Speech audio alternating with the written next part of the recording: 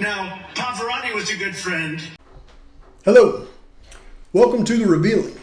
I'm your host, Pavarotti, here to discuss the Idaho 4 case. As a disclaimer, this channel is for entertainment purposes. These are my opinions. I'm not here to slander, so let's get started. I have a lot of people a lot of time talk about receipts.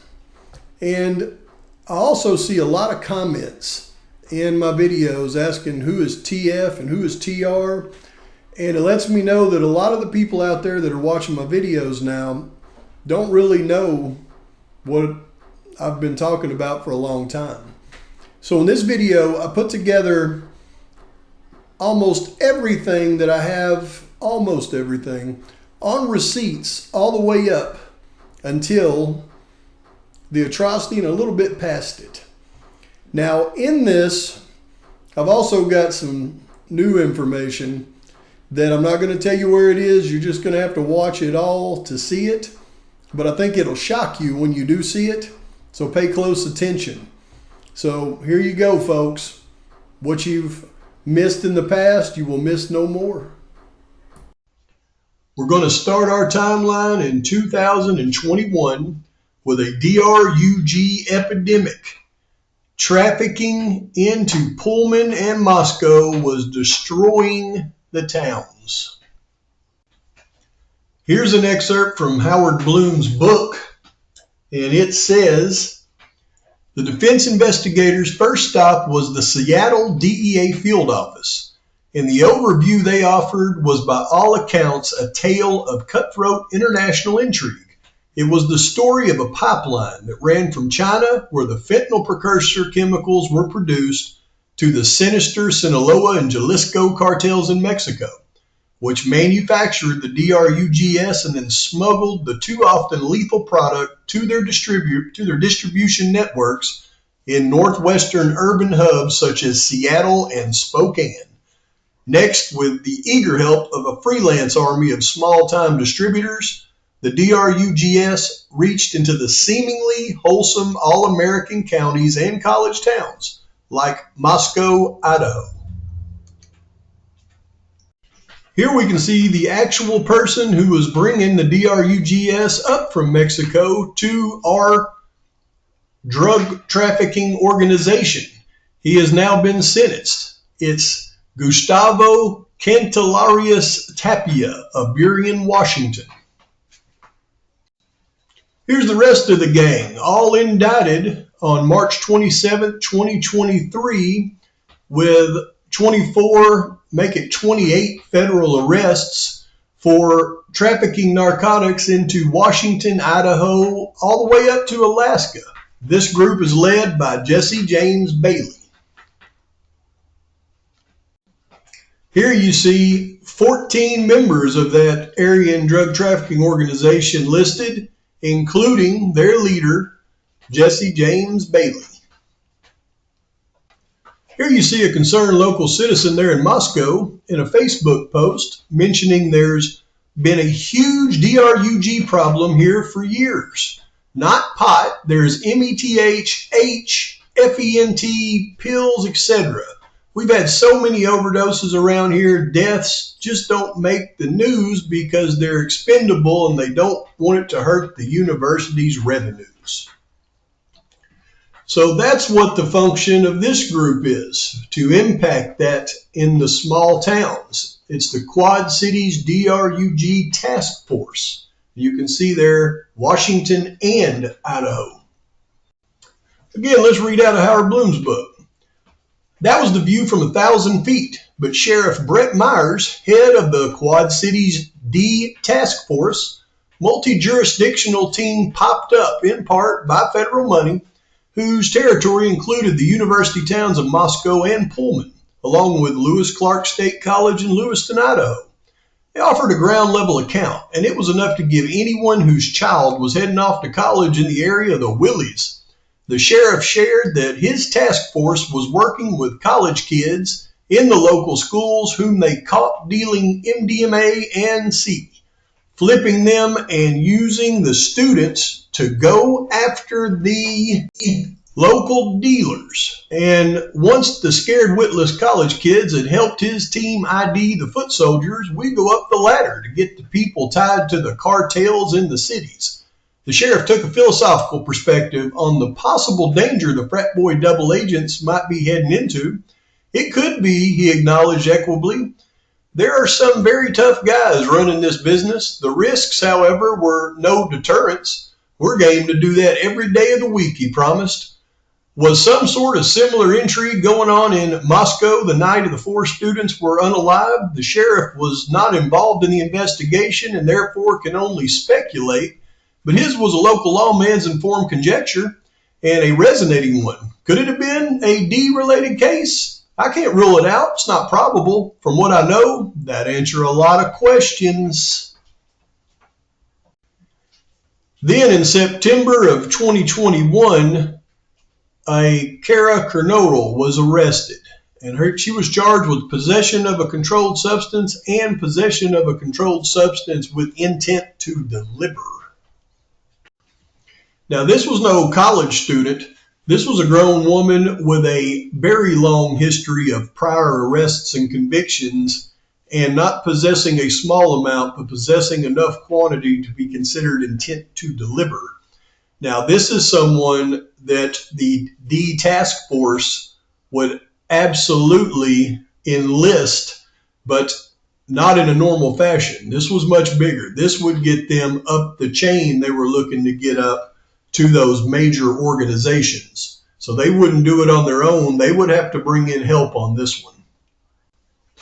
Then later on, in August of 2022, a Miss Hatrock was arrested with similar charges of possession of a controlled substance, possession with intent to deliver, and possession of paraphernalia.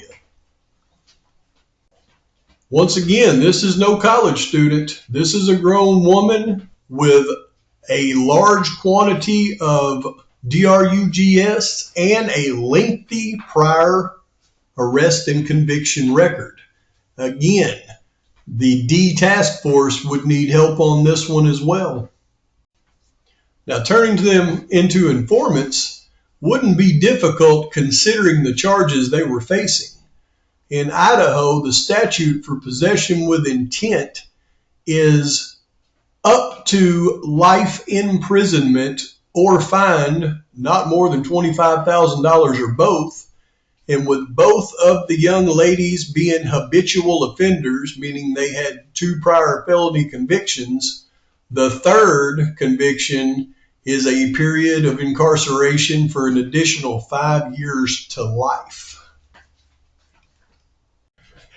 With these types of charges and moving this far up the chain, the Quad Cities D task force would need to bring in the feds.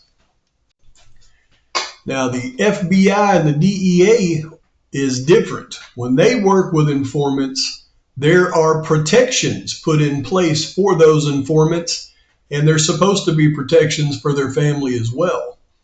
Now, the only way you could verify if somebody is an FBI informant is FBI will open a separate federal indictment and seal it so that they can manage their cases. Now, could this be the sealed federal indictment for Kernodle? You can see the time frame when it was started in 2022 in February, and it is Kootenai County. And if it is her, then she was dispatched from federal protection on September the 26th.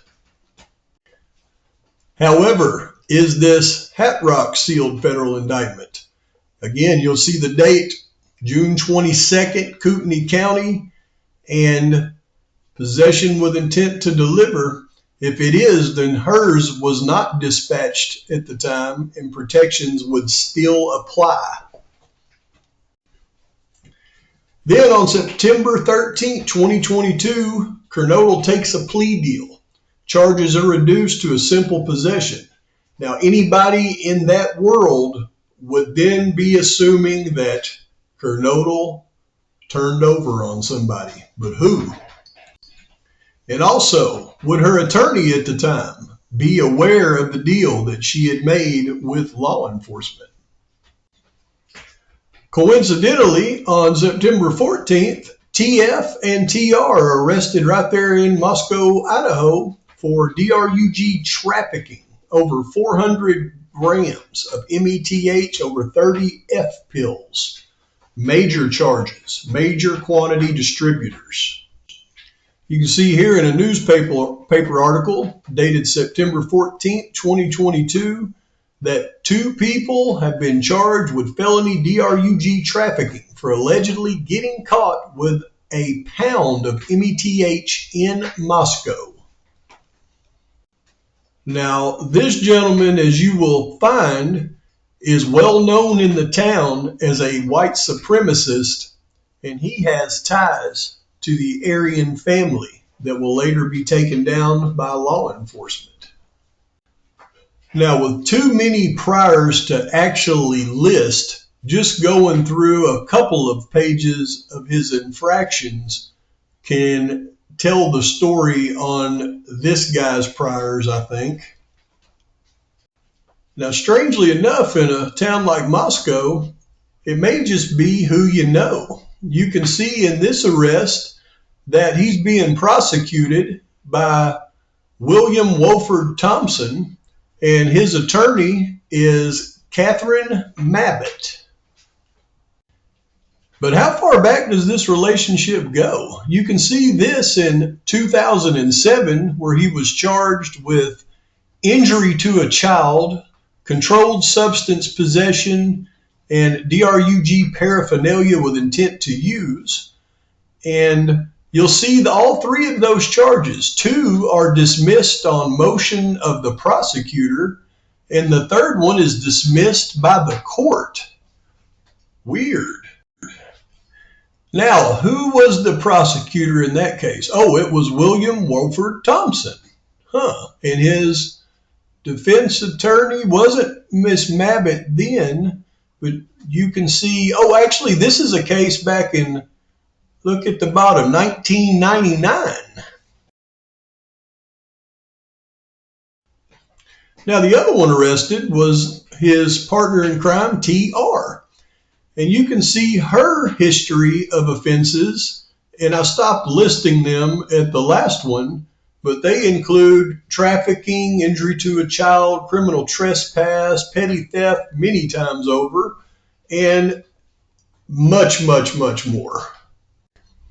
Now, who's involved in these recent major cases? Judge is John Judge, active attorney William Wolford Thompson Jr. Is there any history there, you think? Yep, here's a 2007 charge that is being prosecuted by William Wolford Thompson, and her attorney of record is Catherine Mary Mabbitt. And again, this is 2007. Now, here is a charge from 2002, and it is being prosecuted by William Wolford Thompson. I imagine it's Junior. They go back a long way as well. Now, we're going to add to the timeline on October 21st, 2022. The same TF and TR are released from Latah County Jail. TF is released on a furlough, and TR is released on $75,000 bond. Here you can see the bond amount for TR listed at $75,000. And here is the news article for the warrant that's issued for TF after he is released by Judge Megan Marshall on a furlough that he didn't return from on October 21st, 2022. Now, they were released to go to their home on Cleveland Street there in Moscow, as you can see, only about 2 miles from the young adults' residence there on King Road in Moscow. Then, adding to the timeline on November 11th, we have the Hat Rock court date comes due, and she takes a plea deal. And she has also had her charges reduced to a simple possession. Now, this is pretty big since she had a lengthy prior history, and it doesn't say anything about treatment. Her sentence was a simple 90 days and penitentiary suspended, and she had to do that in the Kootenai County Public Safety Building. Now, people like this would know who set them up, but getting to them would be difficult since the mother and stepmother were protected by the FBI. And I'm sure the local Moscow Police Department was enlisted to keep an eye over their close family members. Yes, Moscow PD. You over here to talk to me? Moscow PD. Hey, is that beer? What's up? Is that beer in your hand? Yeah, I'm 21. You got any idea on you? No. I'll take it back to my car right if you need it. Okay. Huh? No, they just took off.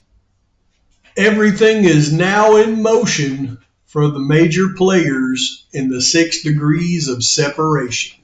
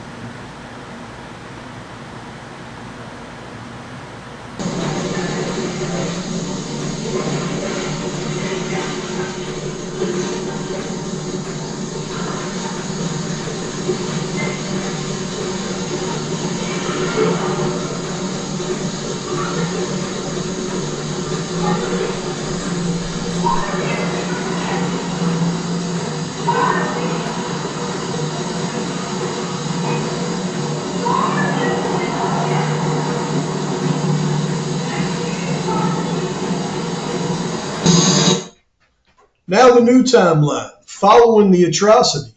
First, TF is arrested in Spokane on November 23rd. Here you see the Spokane County Superior Court case that was opened on him on November 23rd. He's then transferred back to Latah County on December 2nd. Now, was the leader of the drug task force, the FBI, and his old friend Bill Thompson all there waiting on his arrival? Here's an article from the New York Times where they show that law enforcement looked at a white supremacist. Here's the newspaper article dated December 2nd, 2022, where it shows that TF is transferred back to the Latah County Sheriff's Office from the lockup in Spokane, Washington.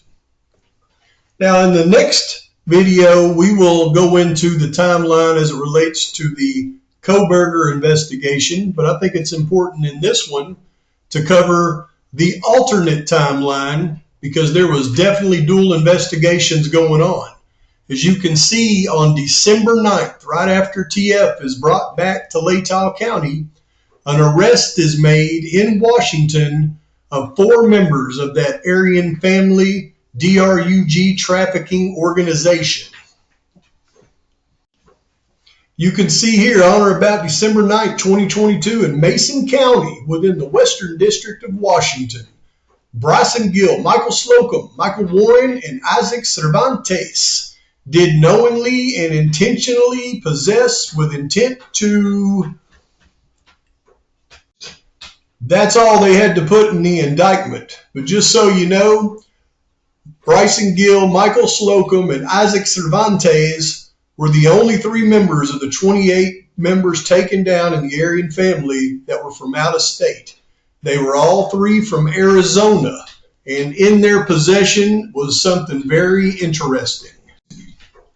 It was this arrest that netted the confiscation of the 2022 BMW X6 and the 2020 GMC Sierra. They were in their possession at the time. Only 5 days later, on December 14th in Pierce County, Jesse James Bailey, the leader of the organization, was arrested. Okay, folks, that actually took me a long time to put all that together for you. And the next one, I will complete the video starting from the atrocity and work my way through the investigation. And that's where the bulk of my receipts are, as you know. And I will break down as much as I possibly can to complete the story. And when I'm done with this, you can absolutely send it to the defense, because there's so much in this that's proven that there's no way that Kohberger could have done this. I think you'd agree just by watching the first part. But please like and subscribe to the channel, post your comments, post your thoughts. Until next time, Pavarotti's out.